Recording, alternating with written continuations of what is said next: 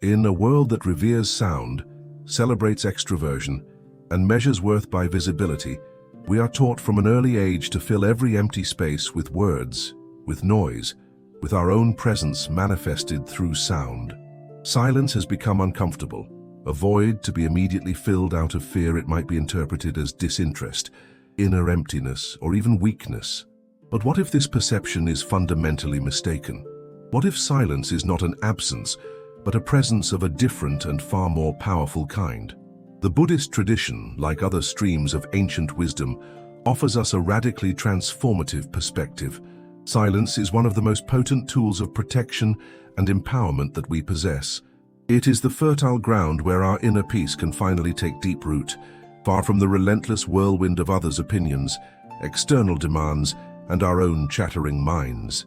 This is not an invitation to become mute or to isolate yourself from the world, but rather to discover the extraordinary strength that lies in conscious stillness, a portable sanctuary we can access at any time, anywhere.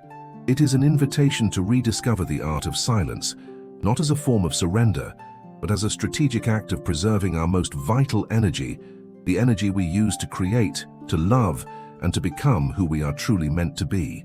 Imagine your vital energy as a source of pure crystalline water at the center of your being. Every unnecessary word, every impulsive outburst about a plan that hasn't even taken shape yet, every attempt to explain and justify your choices to those unwilling to listen, is like a small crack in that source. At first, it seems harmless, just a few drops escaping. But over a day, a week, a lifetime of uncontained communication, those tiny cracks become a constant drain, leaving the source nearly dry. You feel exhausted, scattered, unable to move your projects forward, and you don't understand why. Ancestral wisdom teaches us that the energy which precedes action is sacred and must be contained, accumulated, like water in a dam before being released to generate electricity. When you keep your most important dreams and projects to yourself, especially in their early stages, you are not being selfish or antisocial. You are acting as a wise guardian of that creative energy. You are allowing the seed to germinate in the protective darkness of the soil without being prematurely exposed to the harsh light of judgment, doubt, or even envy, which can scorch the most delicate sprouts. Acting in silence allows your intentions to solidify, your purpose to become unshakable. When the work is ready, when the tree has grown and borne fruit, it will speak for itself, with an eloquence that no words could match. And the energy you preserved by not speaking will manifest in the quality and strength of your achievement. This verbal restraint goes beyond merely keeping secrets about projects. It extends to a profound re-education of how we interact with the world, and most importantly, with our own inner universe. We live in a culture of reactivity. A provocation is thrown at us, and we feel an almost irresistible compulsion to respond, to defend ourselves, to have the last word. But every time we give in to that impulse, we hand over control of our inner peace to someone else. It's like allowing anyone with a stone in hand to disturb the serenity of the lake that is our mind. In this context, conscious silence becomes an invisible yet impenetrable shield. By choosing not to react to provocation, you are not being passive. You are making an active choice for your emotional sovereignty.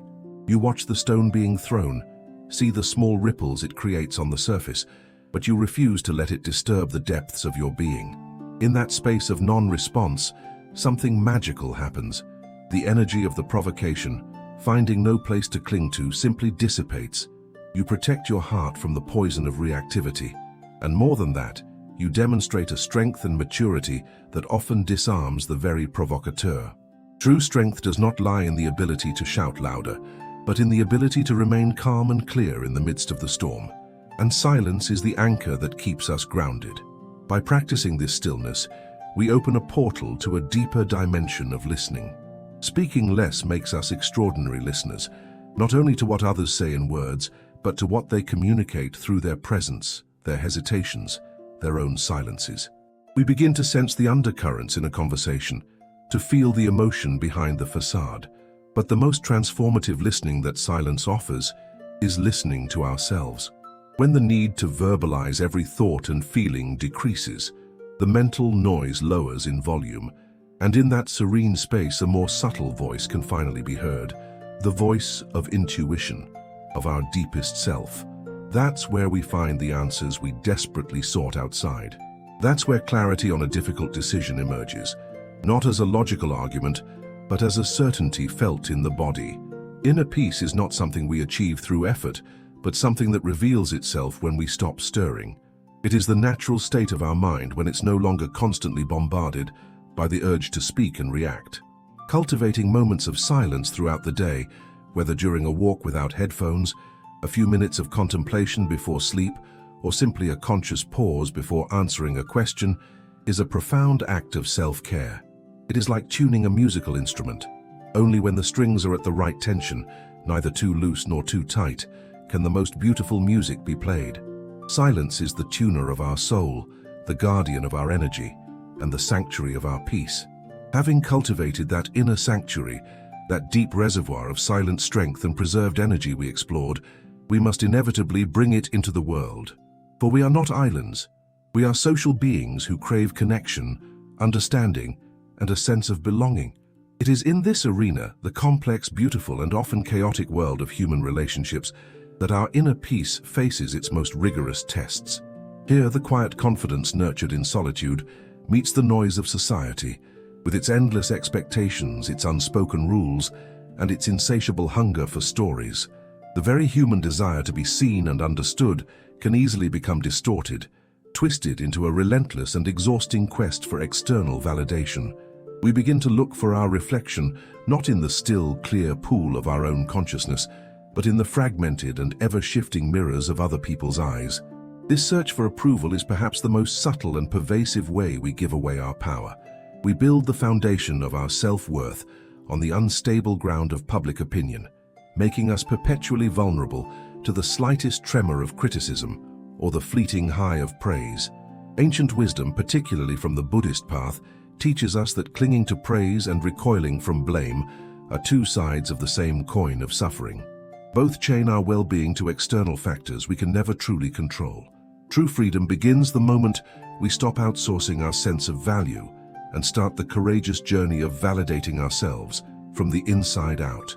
Think of your life, your feelings, and your deepest truths as a precious, handcrafted vessel. In a culture of constant exposure, we are encouraged to place this vessel in the middle of a bustling public square, inviting everyone who passes by to inspect it, to tap it, to judge its quality. Some may admire its craftsmanship, but many others, in their haste or ignorance, might be careless, leaving fingerprints of judgment, scratches of misunderstanding, or even deep cracks of malice. Why do we subject what is most precious to us to such a risk? The need for validation makes us believe that the vessel is worthless unless it is acclaimed by the crowd. So we overshare, we explain, we justify, turning our inner life into a performance for an audience that is often distracted and rarely invested. The wisdom of containment teaches us a different approach. It is not about hiding our vessel away in a dark cellar, but about choosing with great care and discernment where we display it. It is about creating a sacred gallery, a trusted space inhabited by those who have earned the right to see us in our vulnerability, people who know how to handle what is fragile with reverence and respect. This discernment is not an act of arrogance or exclusion. It is a profound act of self-respect. It is understanding that not every thought needs to be spoken, not every emotion needs to be broadcast, and not every chapter of our story needs to be read aloud to the world. By choosing when to speak and when to remain silent, we protect the sanctity of our own experience, allowing it to remain pure and potent, undiluted by the projections and opinions of those who are not equipped to understand. This selective openness inevitably brings us face to face with judgment. For no matter how carefully we curate our interactions, the moment we reveal any part of our authentic self, we invite interpretation. And interpretation is often just a prettier word for judgment. People will judge our choices, our beliefs, our silence, and our speech. They will project their own fears, insecurities, and unfulfilled dreams onto us, creating a version of us in their minds that has very little to do with who we actually are. The critical lesson here is to not mistake their projection for your reality. A person who is deeply insecure about their own path may call your quiet confidence arrogant. A person who fears stillness may call your need for solitude strange. These judgments are not arrows aimed at your heart. They are boomerangs that, if you allow them to, will fly past you and return to their source. The inner strength built in silence is what allows you to stand firm and observe these judgments without internalizing them. You see them for what they are: stories other people tell themselves, about themselves, using you as a character. Your silence in the face of such judgment is not weakness. It is a declaration of emotional sovereignty. It is a quiet refusal to participate in a drama that is not yours. It's a way of saying, I see your story, but I will not let it become my truth.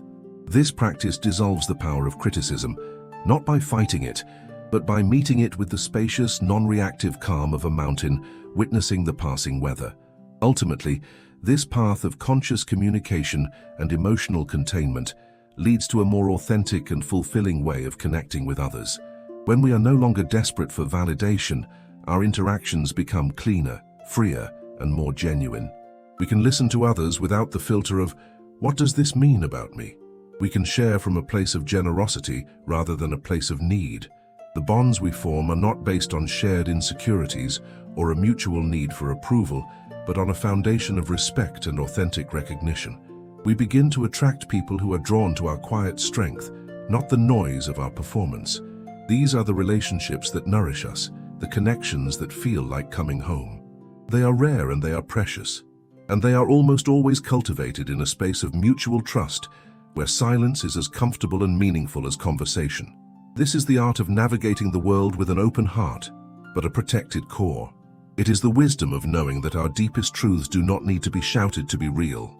They gain their power not from the volume of their expression, but from the depth of their sincerity. A sincerity that is nurtured and guarded in the wise and loving embrace of conscious silence. It transforms us from anxious performers seeking applause into serene artists of our own lives, finding fulfillment in the act of creation itself, regardless of who is watching. And if this message resonates with the quiet place in your heart, I invite you to do more than just follow a channel. I invite you to join a gentle current of shared intention. This community is a space of quiet strength, a place for those who feel the pull toward a deeper, more serene way of being. In that spirit, I have a special, gentle invitation for you. Go to the comments below and share a single word that represents a wish, a hope, or an intention you are holding within you right now. No explanations, no stories, just one word. Let's create a silent tapestry of our collective aspirations, a quiet and powerful testament to the hopes we nurture in our hearts. By doing so, we acknowledge and support each other's journey in the most respectful and unobtrusive way possible. And if you feel moved to, consider subscribing to join this growing community. As we draw our awareness inward, away from the external arenas of validation and judgment, we begin to perceive a much deeper and more subtle layer of existence. Here we discover that our choices regarding speech and silence are not merely personal or psychological, but that they have a profound, energetic impact on the fabric of our reality. Ancient spiritual traditions speak of this as karma, a concept often misunderstood in the West as a cosmic system of reward and punishment. In its purest form, however, karma is simply the universal law of cause and effect, as impersonal and reliable as gravity. It is the law of the echo. Whatever you send out into the universe in thought, in action, and most certainly in word, is the very same energy that will eventually return to you. Our words are not just fleeting sounds that vanish into thin air. They are potent seeds. A word spoken with genuine kindness and a desire to heal can be a seed of light, planting a flower in both the listener's heart and our own. Conversely, a word launched from a place of anger, jealousy, or thoughtlessness is a seed of discord, which will inevitably bear bitter fruit in our own lives, often in the form of conflict, misunderstanding, and inner turmoil. Practicing what the Buddhist path calls right speech is therefore not about adhering to a rigid moral code, but about engaging in a deeply compassionate form of self-preservation. Before we speak, we are invited to pass our words through 3 gentle gates. Is what I am about to say true? Is it necessary? And is it kind? If a statement fails to pass through even one of these gates, then silence is almost always the more skillful, more compassionate, and wiser choice. This practice slowly purifies our communication, transforming it from a source of potential suffering into a powerful instrument of healing and connection, creating positive ripples that shape our destiny in ways we can barely imagine. This understanding naturally leads us to protect what is most sacred within us with a new sense of reverence. Our most profound experiences, moments of sudden clarity and meditation, dreams that feel like divine messages, overwhelming feelings of connection to nature, or insights that fundamentally shift our perception of reality, are incredibly delicate. They are like the first tender shoots of a rare plant, emerging in the hidden garden of our soul. The modern impulse is to immediately take a picture of this new shoot, to post it online, to describe it to anyone who will listen, seeking validation for its existence. But this impulse, born of insecurity, can be fatal to its growth. By exposing what is sacred and nascent to the harsh, unfiltered light of the outside world, we risk having it trampled by misunderstanding, trivialized by cynicism, or simply withered by the sheer incomprehension of others. The most powerful transformations happen in the dark, in the quiet, in the unseen depths. The immense pressure that turns carbon into a diamond happens far beneath the Earth's surface, unobserved and unapplauded. The strongest roots of the most ancient trees spread deep into the soil, hidden from all eyes, providing the unshakable foundation for the visible trunk and branches. In the same way, our true spiritual strength is forged in the silent moments of solitary struggle, in the quiet choices we make when no one is watching, in the patient nurturing of our own inner garden. To keep these sacred experiences to yourself is not an act of hiding. It is an act of holy incubation. You are allowing them the time and the protected space they need to mature, to integrate into your being, until they are so strong and so much a part of you that they radiate from your very presence, without a single word ever needing to be spoken. This quiet, reverent protection of our inner world culminates in the most liberating realization of all. True silence is the ultimate expression of trust in life itself. Much of our compulsive need to talk, to explain, to plan, to strategize, and to control stems from a deep-seated fear that if we don't constantly manage everything, things will fall apart. We act like a frantic captain trying to steer a tiny boat against the current of a massive, powerful river, exhausting ourselves in the process.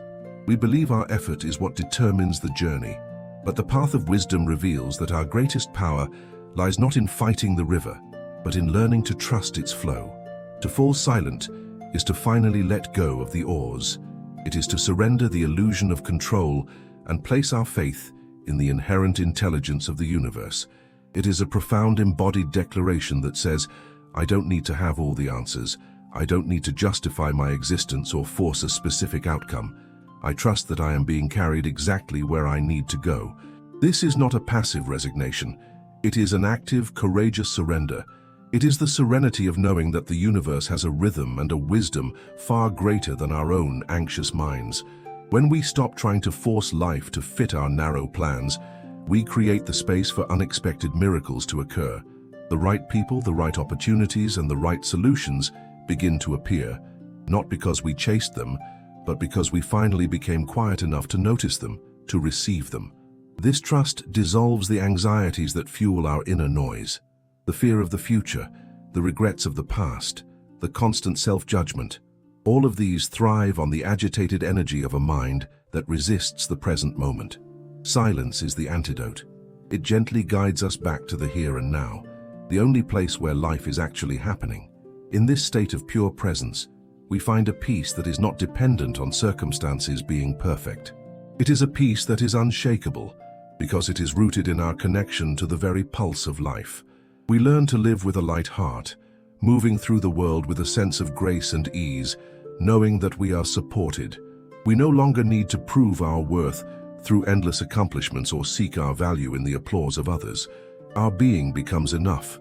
The silence is no longer an empty void, but a plenum of potential, a fullness that speaks a language older than words. It is the language of who we are beyond our name, our history, and our fears. It is the language of pure consciousness, and by learning to listen to it, we come home to ourselves. If these reflections have offered you even a moment of quiet clarity, imagine the strength and peace we can cultivate by continuing this journey together. By subscribing to this channel, you are doing more than just waiting for the next video. You are raising a quiet hand, signaling your commitment to walking a path of deeper awareness and inner peace. You are joining a circle of fellow travelers from around the world who also seek to find the profound music hidden within the silence. This is a community built on shared understanding and serene strength. If you feel this is a path for you, I warmly invite you to join us. Welcome to the journey.